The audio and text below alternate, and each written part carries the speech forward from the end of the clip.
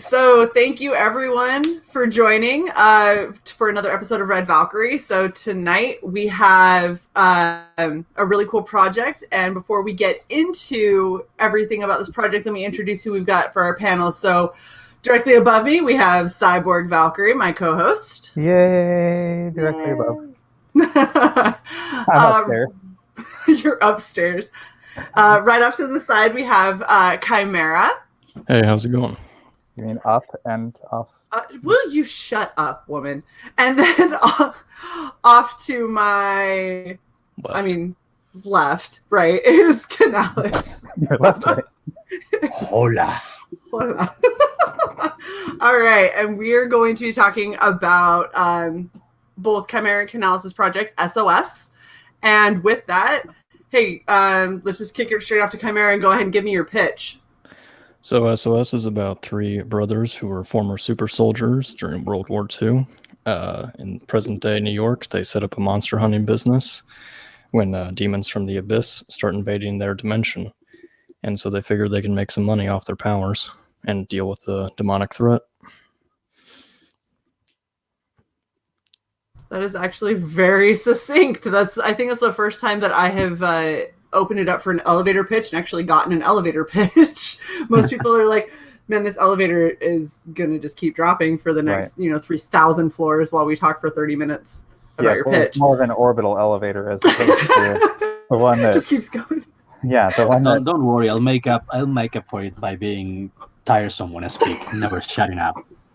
The one that Chimera just did was like a 2-story flophouse. It's fantastic. No, that's great. So basically, what you're saying is we've got three brothers. So are these the three brothers? Yep, and the one on the left is mutated. I get a lot of questions regarding I was just going to ask, what kind of mom is this? Well, I was assuming, kind of Stone Age and kind of Vulcan. So that's good. He's mutated. Yeah, no, that's better than what I was going with, which was they're all half siblings and just Kentucky. Just mom's been busy. Same father, different bat. Oh wow, that's really good. All right, so even scroll back up for a little side. So you've got your mutated one, but then the guy off to the other side has flame hands. Yeah, pyrokinesis. Wow. All right. Cool. And then the guy in the front is just a badass with a cigarette and a gun. Yeah, he prefers guns over his powers. Okay. Cool. All right. So, I guess I'm going to wait for it to not be subtle anymore. And so red eyes. Gee. And I'm just pointing out, somebody's dedication. Hold on. Somebody's dedication. I tried really hard to do both of them, but one eye doesn't want to play nice tonight. So sorry, you only get the left eye. You look like a lady from Devil May Cry. You know what? I'll take it. Devil May Cry is awesome. I was just going to call her Christmas face, but okay. So gosh, you're so mean. I think it's pretty. Shut up. All right. So, kind of going over. So for this particular comic, is this more of an action? Is it more supernatural? Is it a mix of the two? What are we? It's black comedy, supernatural, and action. Black comedy. Okay. I think that's the first time that I've heard somebody pitch their book as black comedy, which sounds kind of badass, actually. All right. So before we get any more into the comic specifically, let's go over what your tiers are. Sure. So the first tier is the featured tier, which is just the book for $15. So for $15, you'd be getting 80 pages. And second tier is I was going to have a separate book as well, but I decided to add it onto this campaign. So that is Argonaut, which is just a separate series, 22-page cyberpunk. And it is one of the stretch goals, but if you just want the book, you can buy it for $6. Wow, that's really cheap for Ashcan. Yeah. And then I got some messages about international people, so they just wanted digital. So I just kind of added that in last week. Oh, very cool. So if you don't care about the physical copy as much, or if you don't want to pay shipping, which is totally understandable, then you can get it digital. Yeah, and I got a variant cover by Alejandro Mirabal from Long Harbor, so that's $20. That was a really cool cover, by the way. I really liked it. It's interesting because the characters are obviously done in a very, very different style, but it's kind of cool. It's like seeing if somebody were to do like standard characters and then you're to do more manga style or like superhero or whatever. So it has its own feel, but it's still recognizable. I thought that was neat. Yeah, like straight versus stylized. Yeah, exactly. Yeah, and I got 2 physical copies for $25. And Okay. a lot of people have grabbed the book plus the variant cover for $30. I don't know why that's popular. Because they want everything. Yeah. Having variety and people don't want to miss out, especially if you have people that want to collect. Yeah, and especially if it's 2 really good covers. So. Mm-hmm. Yeah. And let's see, we got a bulk order for retailers, and also collectors for that's 10 copies for $100. Nice. That's a really good deal. Final tier is get drawn in the book. There's only 2 slots left, so you can get drawn as a demon or an innocent bystander. So when they're drawn in, are they drawn in as any kind of a pivotal character, or are they drawn in as just kind of ancillary background? Just like a secondary antagonist, just a regular demon like this one. Now, Okay. I'm asking for a specific person, but are they guaranteed to die if they buy this? Yes. Sorry. Hey, Chris. Yeah, I was going to say, is Chris the one? Yeah, this demon dies twice, actually. He No, gets I'm saying, is the guy Chris who buys this on literally every CG book where he can die in a comic? Is he your one buyer so far? No, that's someone else. Oh, okay. Oh, I gotta get Chris in on this then. Yeah, absolutely. Oh my gosh, So I bet you anything. Yeah, there's going to be another $100 for you. Probably. He loves to die in every book he possibly can. Is he putting out a cigarette on that demon's face? Yes. And a lot of people have said that's like John Constantine-ish. I honestly didn't even think about that. It kind of is. Kind of, but I mean, it's also, John Constantine's kind of just an asshole when it comes to being with demons and dealing. It's kind of a trope. So yeah, that's just very cool. I'll admit that I went through my old Hellblazer and Spawn comics for that page to get the right, and to get into the right mindset. Right. There's nothing wrong with that. So one thing that I think that artists don't do nearly enough is so many artists are so focused on trying to be so original and create everything just straight from their head. And in reality, everybody uses references in some fashion. And if you're not using references, really, you're probably just making your job a hell of a lot harder. And it's not stealing, copying, it's none of that. It's you having something to get you into the right frame of mind, just like you were saying, or to get you the right angle, the right foreshortening and all that kind of stuff. And that's what you are able to produce far easier than if you're just trying to do it straight out of your head. right. Yeah, the thing is, you're copying even if you don't know, because I noticed many times that I was ripping off stuff that I have read without even knowing it. I mean, I draw something, and in about 2 days, I read a comic and say, oh shit, so this is what I get it from. Right, but the thing is there's a difference between copying and being influenced by. You can be influenced by something and have something that is very similar, like having a body crash down and fall into the car like you just showed, or a lot of those kinds of scenes that are very visually satisfying. You know what I mean? Is they're visually satisfying, and just because you're not the first person to ever do that doesn't mean that you're a hacker, that you're copying, because you still have to draw it. Draw it like I would have drawn it. Right, like if Sai or I attempted to draw this same thing, trust me, it would not have the same effect even a little bit. Nobody would know what it was. It would be like a dude fell on a square. No, and I wish it was I wish it was as easy as I have a reference in my head and I'm just going to take it out and put it on the page, instead of having to work like 12 hours a day drawing a page. I could sleep if it was that way. I wish. Right. But it's an unrealistic expectation that I think far too many artists are holding themselves to, that they can just produce exactly what they think of in their head. I know that I attempted art class a couple of times. I'm absolutely terrible. I was the pinnacle of what to not get down on your art for, because I produced the worst piece of art that my teacher had ever seen. And that's what we measured everything by. So I'm terrible at it, but I am married to an artist, and I do see how he produces. And the thing is what you think of in your mind isn't always necessarily clear or solidified. And so you don't really know how to express that out on a page, because it can continually morph and change. And finding a reference just kind of expedites that whole process.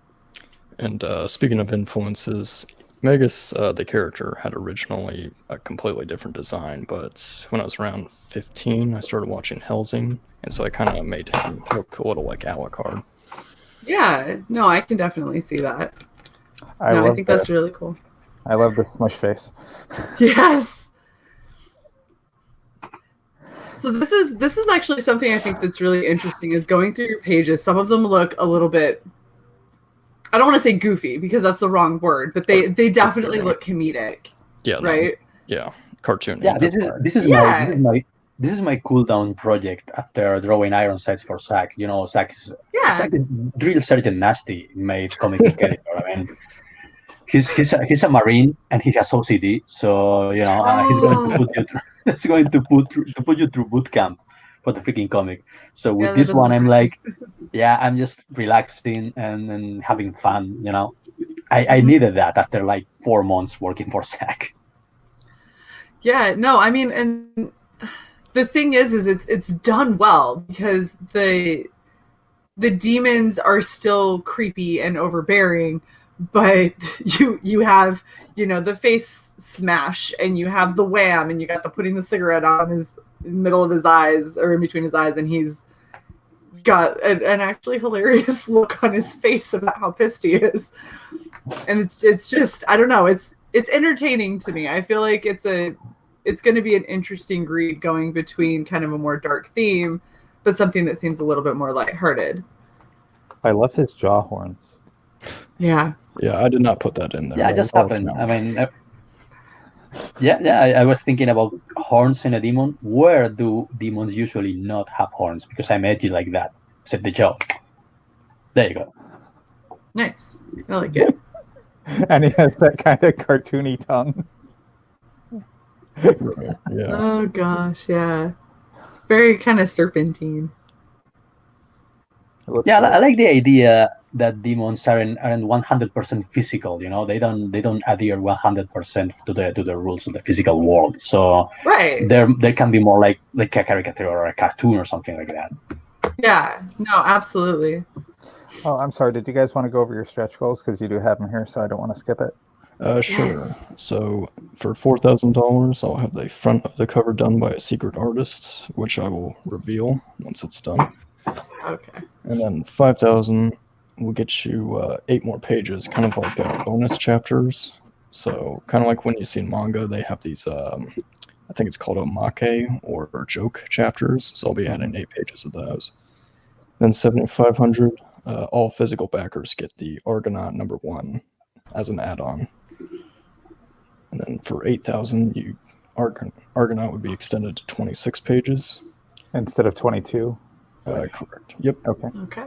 And $12,000, every backer receives a preview of my next book, SOS Onslaught. Oh wow. I think, is that #2 right here? No, that's a different book done by a different artist. It's kind of like a spin-off, and it takes place in the 90s. Interesting. Since it's something that people can pick up, why don't you tell us a little bit about what Argonaut is? So Argonaut takes place in Kansas City in the year 2042, and there's this big alien war called the Earth-Argon conflict prior to the series. So obviously we won, Earth won, so they get all the alien technology and kind of rapidly advance Earth's technology. And it kind of gives rise to corporations taking over the world, and crime is at an all-time high, so they have to hire bounty hunters to take care of the crime. And the main character is Jason Madsen, a bounty hunter, and he has to take down a clone soldier. Okay. Interesting. That does sound interesting. Originally, I was going to have this as a separate campaign, but I decided just to add it on, kind of like what the Bright Wisers did. They're having 3 comics in one campaign. Oh, very interesting. Oh, and is this some of the artwork? Yep. It's by Raphael Cristani. Okay, and this is from Argonaut, right? Yes. It's a lot more minimalist. Like, not in a bad way, that's not what I'm saying. Okay. But like, no, I'm meaning minimalist, and that it's just a stark contrast between the two styles, and the color palette and everything being a lot more muted. I mean, obviously the other one's black and white, but being like a more muted color palette, it's interesting. Yep. And let's see. And this isn't really comedic. There are some comedic scenes, but it's not really a comedy. It's just a sci-fi. And that's the villain. He kills people with toothpicks. This one? Oh, yep. Gosh. Well, that is original. Right? Jeez. Are they like just regular wooden toothpicks? Yeah. He just picked up a toothpick and killed him with it. I was just thinking, what would Bullseye do? And I'm like, he would use a toothpick. Right. Use a random thing that you have near you. He can kill people with staplers and pencils. So I only kill with a spork. Go specifically to KFC to get one. So, okay. So, honestly, I think that opening it up to questions, if we have anybody who has any, like we've got Sep. Septonaut 7 of 9. Thank you. Yep. I just call him Sep. So if they've got any questions, that'd be great. I know one thing that I want to know from Canales. What is your most favorite part of this book so far that you've drawn? Still on page in order, but what did I do this time? No, I think there was a delay. There was a delay. Oh, definitely was. Yeah, no, there's definitely a lag. Are you guys ready? Yes. Whoa, that was like 15-second delay. That's a really bad delay. Yeah, okay, my favorite part so far. Yeah. Well, I'm gonna try. My favorite part was illustrating the dialogue that says, "The war is not over until I have cocaine." That's probably one of my favorite scenes to illustrate so far ever. Is that on here? It's in the video. Oh, My goodness. Yeah, he's shaking down one of the Nazis, and the Nazis used cocaine back in the war, so that's where that comes from. I think he does cocaine twice. First issue and the second issue. Wait, so you're saying that he does white drug? Well, yeah, it's kind of a black comedy. The second issue, they crack down on these former Soviets stealing drugs, and he accidentally sniffs the evidence. It's a very interesting addition to the comic. It really is. I'm not saying it's bad. I'm saying it's very unique. I've never heard of drugs in a CG project before, so that's cool. That is true. Now you can see why I accepted drawing this comic. So, not to get in your business, but is he paying you in cocaine? I'm paying him in I will not confirm, not deny that he's paying me in drugs and coupons for whorehouse. Sorry. I'm sorry, whorehouses have coupons. Coupons. Coupon. You didn't know that, didn't you? I mean, that's what I do heard. No. Shae denies all knowledge of any workings of whorehouses. Not denies, literally doesn't know how whorehouses work. That's a denial. Okay, I have a question. Yes. For whoever wrote interior covers, I've never seen that term before. Is it like how a comic will have multiple covers, like for a sketch, versus the main cover? So there'll be covers for each issue 1, 2, 3, and 4, and so that'll be done by Canales. Okay. Interesting. And so is this going to be the main cover? That would be if we do not hit the $4,000 goal. That'll just be the main cover and issue number 1. Okay. That's very cool. Yeah, he told me 1980s TMNT style graphics, and so I did with lots of duo shade and all that. Yeah, I'm a sucker for duo shade anyway, so. Yeah, the green really hits TMNT, especially the cartoon. Yeah. No, I definitely think it's a much more unique project. I love the Spin Blast. Right? Well, and so the funny thing is when it comes to black and white comics, there's such a fine line, because if you don't do enough shading, or if your line art isn't good enough or isn't tight enough, there's nothing to save you. And so it's nice to see a black and white comic that actually is quality, that has everything kind of together, and that you don't have a colorist that has to go in and like fix a couple of things here and there. Yeah. I mean, I must say that I'm also lettering it. I don't know if you guys noticed, but those letters are mine. We did. I did. Yes. No, it's awesome, and I like your sound effects that you got in the background. I think that they're thoughtfully placed. Thank you. They're all handmade too. Oh goodness, that's really frustrating. Shae does lettering on the side, so she can definitely appreciate the work that you put into this. Yes, yeah, it's not easy. That's for damn sure.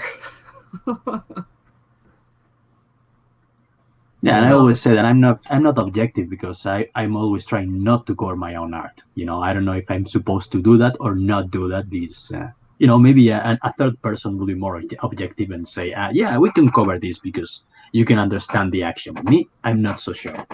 Yeah, I'm basically used to black and white. I basically just read manga at this point. Okay. So that's manga was the big influence for why it's black and white. Yeah, and I kind of gave him spiky hair, kind of like a anime protagonist. I like it. Oh, and talking about black and white, yeah, what Shae was saying, when your line art and stuff like, and your shading really isn't good, then it just comes out looking like comics in a newspaper. And yeah. I've seen that, and it can really just ruin the appeal of your comics. So I'm glad that you got Canales working on this, and he's done such a great job. Yeah, no, it's really nice to see.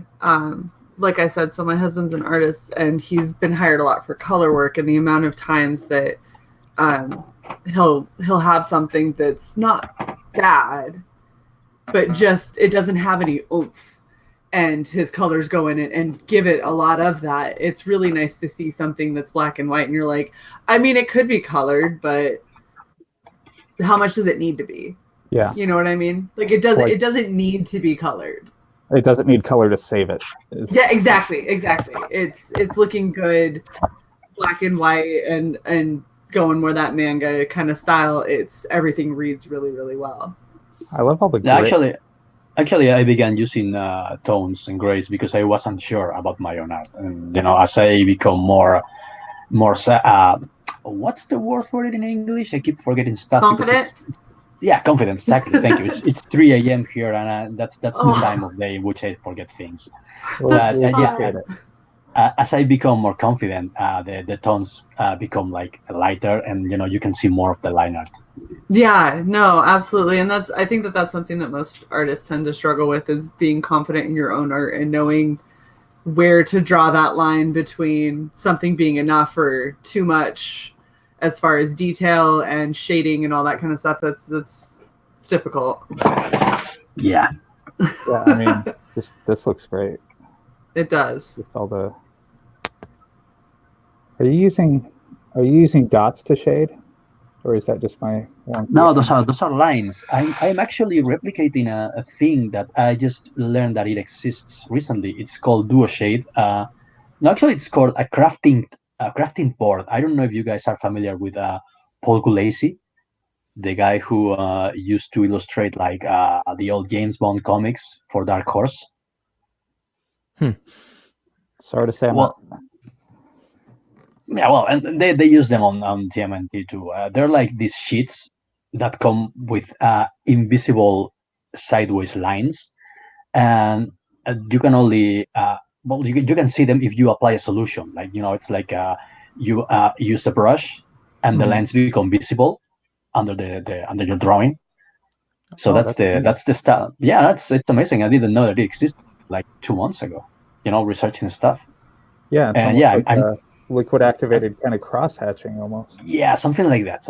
I don't know what the correct word is. I don't even know it in Spanish. Go figure if I know it in English.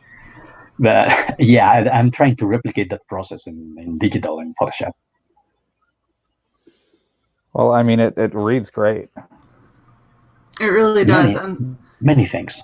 I think that's one of the interesting things when it comes to just getting really solid line art is a lot of people don't, especially if you're not an artist initially, you don't consider the fact that line art you have weight that you got to worry about, and if something is too thick or too thin in the right or wrong area, it's going to read odd.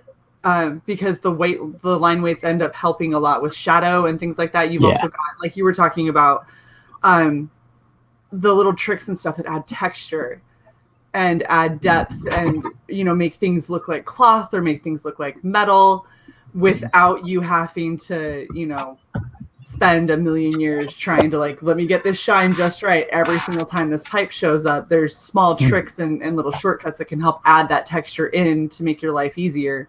But if you don't know what you're doing with it, it doesn't matter. I think that's something that we have in common, Chimera and I, is that we both have a lot of influence from manga. Mm-hmm. And the Japanese are masters when it comes to creating like textures and effects. Just using like ink, they don't use any kind of. They sometimes use like duo shade or like dot matrix and all that, but they can do it just by hand. I mean, they can do like I don't know, volume and shading just using a pen. I wish I could remember what it's called, but there's an entire art form that's surrounded by it where they literally they have like a fountain pen and that's all that they do. And it's on like rice paper and it's all gorgeous and intricate and annoyingly beautiful. You have to be Japanese. You have to be Japanese for that. I'm Spanish, so the easier it is, the better for me. Thank you. Well, maybe there's a gene therapy you can get or something. Get some Japanese DNA and you'll pick up. I'm already all of a sudden. I can do it now. I'm already working on my accent.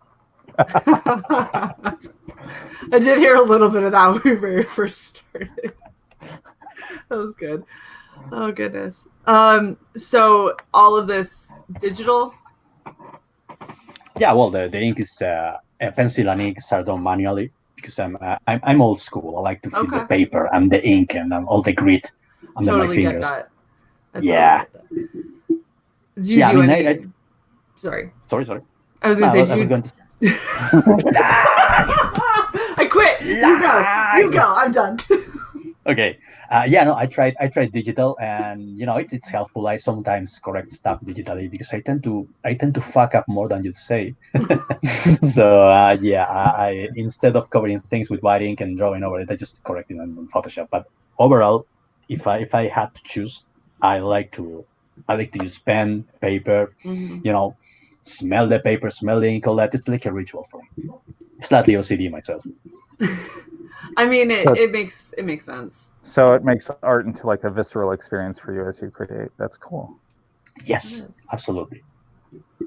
You guys, if you wouldn't mind a suggestion, you guys should sell some art on here if you are doing some of it traditionally. Yeah. People buy the hell out of it. Just saying.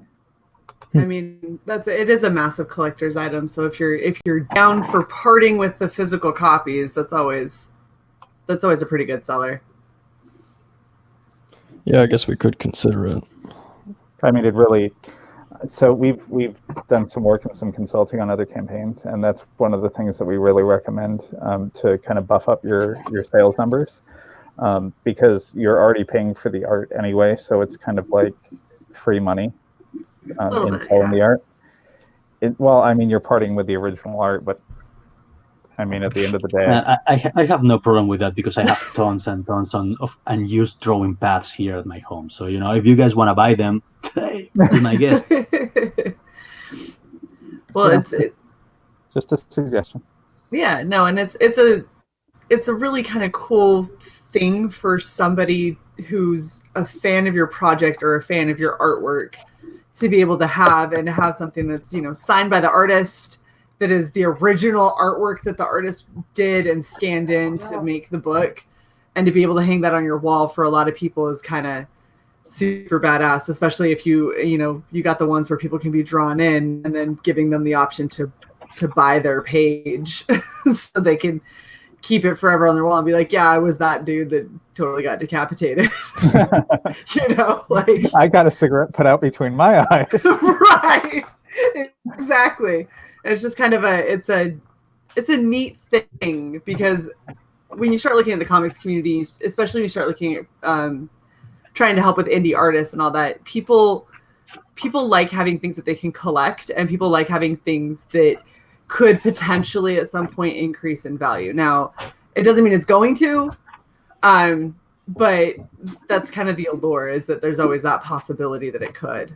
Right, and that's the big kind of difference between mainstream versus indie. Is in indie you have a chance to own that kind of thing. In mainstream comics, you'll never get the original art off of your favorite issue of, I don't know, Superman number 7 billion or whatever. Right. But for these, I mean, if you can get a page, or even if you're buying into the comic and get the page that you're on, I mean, that's something that a person holds on to.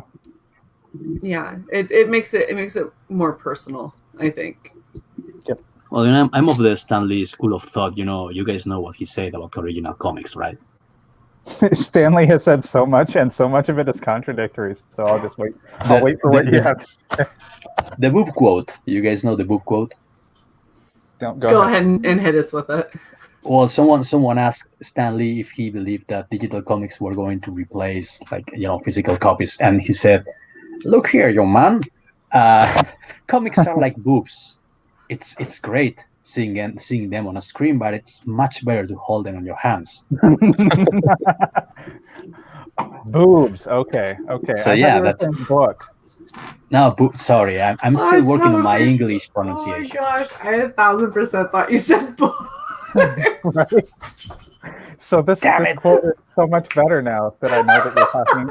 Okay, Canales, just say tits. Yes, tits. Yeah, okay. noted. Sorry. There you go. Oh. Perfect. I swear I'm much funnier and smarter when I'm typing on and speaking. And when it's not 3 a.m. probably. Oh my goodness. Oh, we have Lasmat joining us, who we screened a lovely video with the other night of a movie that he made. He's joining us in the chat. You always prefer a hard copy, I'm assuming, of boobs than the original. So. No, that was when we were talking about the artwork and all of that. Well, does anybody have any questions, or is there any last little nuggets that either one of you would like to kind of throw out there about this project? So far, I think it looks really cool. Well, it does start off kind of generic with demons, but they expand their business to supervillains, robots, criminals, mobsters, everything. Wow. So cool. Okay. They're diversifying, which is what you need to do in any economy. Right. This is look, at some point we're gonna run out of demons. We're gonna have to go after something else. Hell is just gonna run out of demons. So you know what? We got to open it up a little bit. Yep, and that's cool. They do updates here. Yep, and they do get their powers from their father, who they will meet at the very end. Ooh. So find out who Daddy is. Daddy issues. That's another classic. You can judge him from that. That's everyone should have daddy issues to be an interesting character. That's a fact. I'm gonna say demon, given the ears and the really pronounced jaw lines on everybody after seeing that freaking jaw. Well, you don't have to answer. It's a mutation, so it could go either way. Yeah, that's true. He could have scratched himself on a particularly nasty nail. Who knows? Yeah. They do encounter the scientist that did mutate the brother on the left. They have a habit of not remembering who their enemies are, so he's kind of offended. They don't remember him at all. Well, they're like 105 years old, right? So it's. Oh, that's true. Well, no, they're around 2000. Okay, yeah, I stand corrected. All right. Well, if there are no questions, it doesn't seem like the chat is particularly chatty. Honestly, I think it looks like a really cool book. It looks like it's going to be a really cool project. You guys are awesome to talk to, and I love the style. I love the change from all of the traditional kind of comic look. And I mean, it's a big book. That's a really 80 big pages. book. Yeah. 80 pages for $15. That's an insane coming out in March. Yep. Really? How much of this book you got done? Dang. Well, he gets pages done fast. Just 6 pages, like 6 pages, but only because I'm drawing it Guns Akimbo with another project, which is something that I always do and probably shouldn't, but I always take my commissions in pairs. But I've kind of done the numbers. We should finish by late February, early March. So very cool. Yeah, I think that's doable. And good thing about my printer is that they print and ship, so I won't have the books mailed to me. I'll have a proof copy sent to me, so I can, review it and just approve the rest of the orders to be shipped out. Yeah, and that definitely means that you're not going with China, because you're not factoring in 6 to 8 weeks. So. Yep. All right, and you guys got 45 days left. We'll have to have you guys back on as this progresses and you move through your stretch goals and stuff like that to have you on to talk about it more. Sure. Yeah, absolutely. I think that'd I'll be really delighted cool. to. Well, hopefully, maybe we can schedule this a little bit earlier in the day, maybe for Canales, so he's not suffering for his art. But no, it's okay. I barely sleep anyway. I usually go to bed at 4 a.m. So this is normal for me now. I was gonna say, do you keep artist hours like every other artist? Yeah, I'm afraid so. Yeah. All right. Well, I'm just checking in with the chat to see if there are any other comments or questions. You got a kissy face from somebody. Charlie's London. Happy to listen. See, when I click on the kissy face, though, it makes your face disappear. There. All right. Well, honestly, this is a really cool project. If you guys haven't already backed it, or if you haven't heard of it, you definitely need to get out there. Check it out. We've got the links in the chat. I will post it again just to make sure everybody can find it. It's also in the description if you're not lazy. So if you're rewatching this, which we do get a lot more viewers on the back end than we do live, the link is also in the description if the chat replay isn't working for you. So absolutely back this book. It looks amazing. Yeah. Shae, do you want to outro us?